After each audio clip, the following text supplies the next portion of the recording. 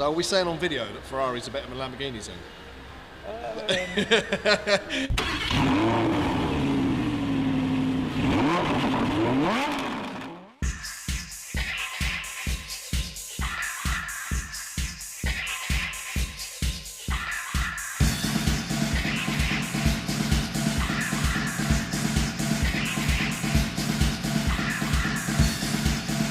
Welcome back to the channel. Now, today I'm over the other side of the unit. So we've got the two, we've got the supercar one through there, and we've got this one which is LSR. And we're going to go meet Lewis in a minute, who we had a very sneak peek in the first ever video, a little introduction as to who he is. You have to excuse any noise, background, there's drills and all sorts going off. So, but we're going to have a little look around what he's got in this unit, find out what he does, and then we'll talk a bit about this. The fancy Fast and the Furious Nissan GT-R. It is out of Fast and the Furious 6. It's on the driveway at the end of the film, and it is that car that was in that film, which is also a track day for it was the Supercar Experience Day. It was a car for them, and it's now used by PSR. So yes, it's in a bit of a sorry state. I'll have a quick look. Hang on.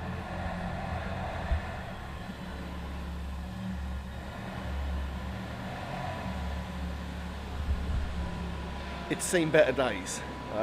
Waiting on some plugs, and then maybe some more going on. So we'll get back to that in a minute. We'll go find Lewis and we'll have a chat, see what he gets up to.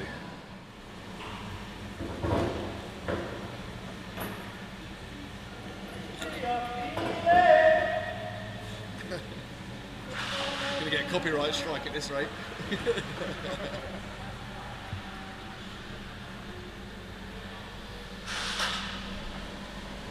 I've caught up the main man himself, Lewis. So, amongst all the noise and commotion and probably Roger singing, we'll have a quick chat and find out what he gets up to and what we're doing with this contraption behind. So, anyway, this is Lewis.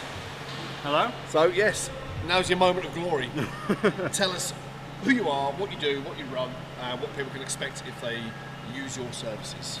Right, so I'm Lewis, owner of LSR, mainly working on track cars, a lot of M3 stuff, then occasionally the supercars, and then got local stuff along the way, like general servicing kind of stuff. So say today, done a little bit on this, sorted a slight misfire issue. Just been to Snetterton on a track day. Later on today we're going to sort the GT-R out, again another misfire issue. Yeah, found it to be a broken spark plug, if you'd like to see. Let's have a look. So as you can see the electrode there. Well, hang on a minute. Try and figure the focus out on that one. There we go, yeah. And then, this is the plug that had broken down. Oh no, no it isn't.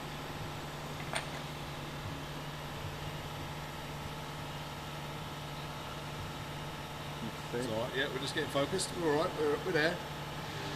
Got ya. So something as simple as that.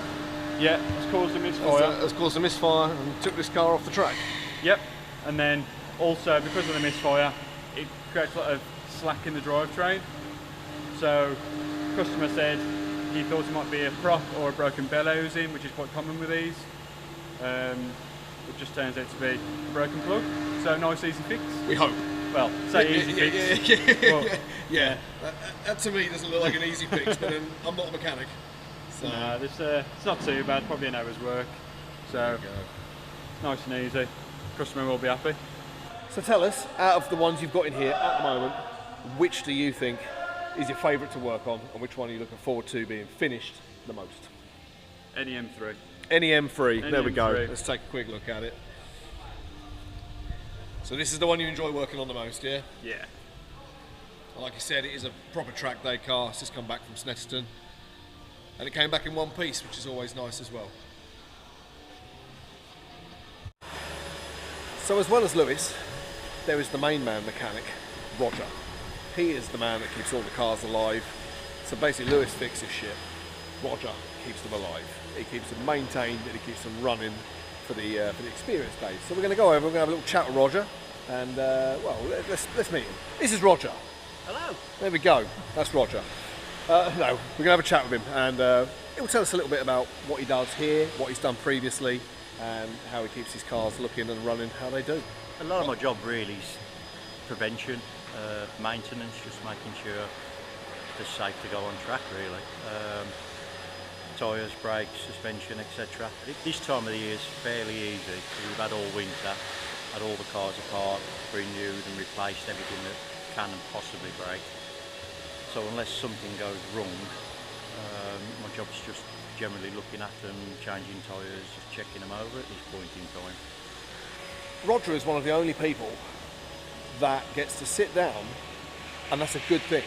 Now the reason is that he'll go up to Ingliston, up in Scotland or Knockhill or whatever, and if the cars don't break because of the prevention that's done here, then that's a good sign. So quite often what we want to see, certainly what the boss wants to see, is Roger sat on his rear end for 2 or 3 days, because it means the job has been done.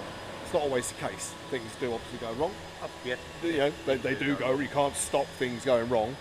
But if he has to do nothing for a few days, that's a good sign, which is a bit crazy. It's almost, if I was a boss and I was paying someone to sit down, you wouldn't be that happy. But it's kind of a reverse effect here. He's here all week to do that, to make them run well. What did you do previously to this? What's your background in motorsport? Background is motorsport, race mechanic, technician, which I've done for 25, 30 years. Support race for the F1s, Eurocar, endurance racing. I've been all over the world really, spannering. And that's my background, and that's how I got to know Adam, the boss. I built and run a race car for him. We've been friends for a long time, but I've only really worked for him for four and a bit years. And what would you say is your favourite car to work on, of the ones that we've got in the fleet? To work on, none of them. They've all got their own little problems. What's the worst one to work on? Which one comes back and you go, oh Christ, the one I I've got to work do that. on mainly are the Lamborghinis, the Gallardos. They're the main ones. The rest of them are pretty bulletproof. So they've all got their own individual little problems, but mainly Gallardos, clutches are the main one in a Gallardo. That's I do a lot of. So are we saying on video that Ferraris are better than Lamborghinis then? No, I wouldn't say that. Like I said, they've all got their own little. Yeah, they've all got their own little problems. Italian's better than German? No way. No, they've just got different problems. But say it's clutches mainly. I do a lot of on the Gallardos. The rest of them are pretty bulletproof. And is that because they're single plate? No, they're twin plate clutches. They're twin plate. Yeah, it's just the amount they used. A lot of it's going up and down on the truck as well. Yeah. It's just how they're used. And the rest of it is silly things where customers pull door handles off and switches and things like that. It's just heavy-handed. What you've probably got to appreciate, these car doors are opened 300-400 times a day, where a normal person 2 or 3 times a day. Someone who might own a car like this Lamborghini probably doesn't daily it, probably doesn't drive it, not necessarily that hard, but probably doesn't drive it that far. These cars go around, how many miles do they do in a weekend? Depending on whether it's a 2 or 3, but 2 to 400, depending on whether it's 2, 3, 4 a day. Yeah. So a few hundred miles a day, pretty much not flat out because it's an experience, so it's not a race, but they're driven. You know, the customers are getting them. They do want to put their foot down, and it's a lot of gears. It's a lot of twists and turns. It's not like you're just going out for a cruise for the day. It is round, racetracks. So they do get a bit more abuse, I would say, is a fair word to use. So there's a little insight to Roger and what he gets up to. Now, if you like the look of any of these cars that we have in the Experience group, then check out all the information. All the links are down below. And remember, if you like what we're doing and you like seeing the behind the scenes, then obviously give us a like and a subscribe and follow us on this journey. We've got some Experience days coming up.